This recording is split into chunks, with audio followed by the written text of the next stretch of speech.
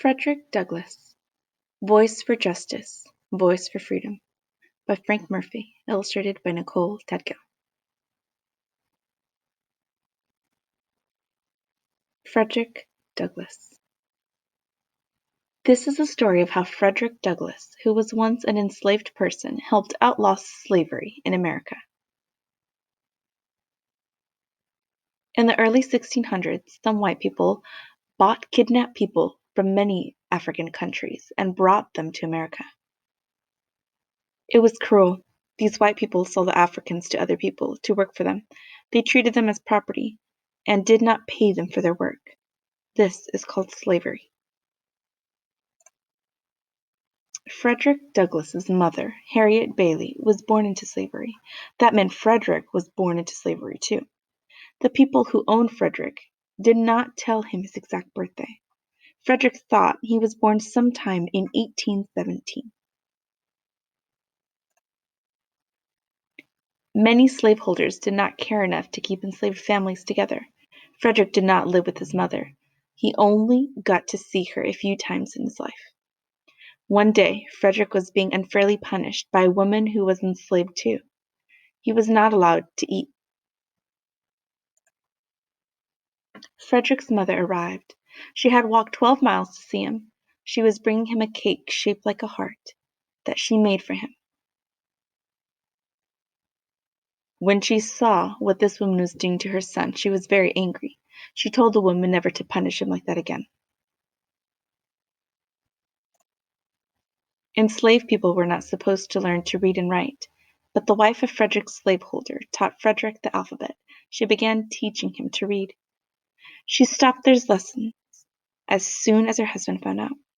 He and some slaveholders were afraid that if black people did learn, they would have the tools to resist being enslaved. But Fredrick found other ways to learn. He gave bread to poor white children he met when he went on errands. They gave Fredrick reading lessons in return. At a shipyard, Fredrick watched shipbuilders writing letters on wood. Then he used chalk to copy what they wrote. By the time Fredrick was 16, he had grown strong and tall. His mind had grown strong too. Fredrick's slaveholder was worried that he was learning too much, so he sent Fredrick to work for a different man.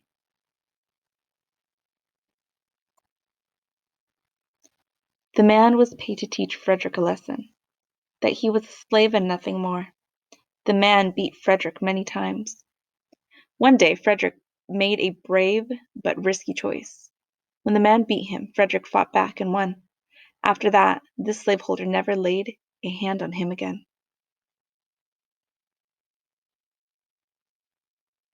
Fredrick kept reading. The more he read, the more he learned. He knew that white people were not better than black people. He knew that all people should be treated equally. And he knew that people should not be enslaved.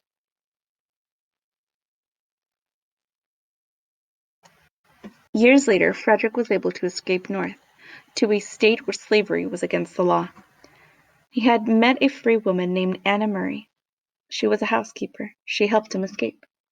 She snuck a sailor's uniform from her laundry pile, so Fredrick could wear it as a disguise. The disguise and some documents allowed him to escape. 12 days later, Fredrick married Anna.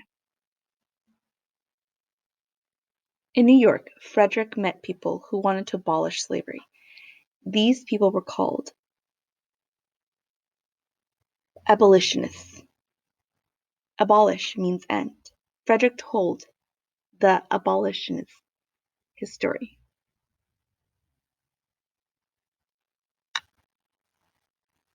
The abolitionists asked Fredrick to give speeches about his life. He was a powerful speaker. They knew he could help others realize that slavery was wrong. Soon Fredrick was giving speeches to thousands of people.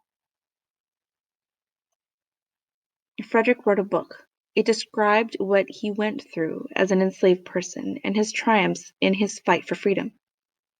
It is called Narrative of the Life of Fredrick Douglass, an American Slave. People all over the country and across the world read it. Because of Fredrick's book and the speeches he gave, more people began to understand that slavery was wrong. Frederick and Anna had 5 children. Anna and the children helped Frederick fight against slavery. Their home in Rochester, New York, was a station on the Underground Railroad. This was not an actual railroad. It is the name of a network of people and safe houses on the north route to freedom. These brave people helped the enslaved escape. 4 of Frederick's children helped him publish an anti-slavery newspaper. It was called the North Star. Lewis and Frederick Jr. helped print the newspapers. Rosetta folded them. Charles delivered them. The Civil War started in 1861. Most people from the North were fighting to end slavery. Most people from the South were fighting to keep it. Frederick wrote articles and gave speeches inspiring Black men to become soldiers. He even met with President Abraham Lincoln to convince him that Black soldiers should be treated the same as white soldiers. Soon, many more Black men were fighting for the North. Over the next 4 years, 200,000 Black soldiers helped the North win the war and preserve the United States. 2 of those soldiers were Frederick's sons, Charles and Lewis. After the enslaved people were freed, Frederick argued that Black men should be given the right to vote. He helped convince President Ulysses S. Grant. Congress amended the Constitution to make it a law. Frederick made history in lots of ways, but not many people know about this. When Frederick was a grown man, he decided to choose a birthday for himself. Frederick thought about his mother. He remembered that day she came to his rescue. It was in February. He remembered the heart-shaped cake she had made for him. Frederick decided to honor that memory of his mother and the love she showed him. He chose February 14th as his official birthday, Valentine's Day.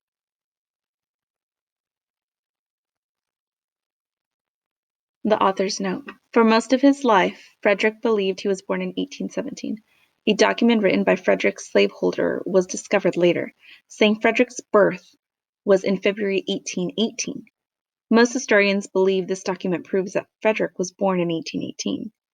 In 1926, Black History Week was created. A historian named Carter G. Woodson was part of the group that established it. Woodson chose the week that included President Lincoln's birthday, February 12th, and the birthday Frederick chose, February 14th. Years later, February became Black History Month, a month to celebrate the important contributions of Black Americans.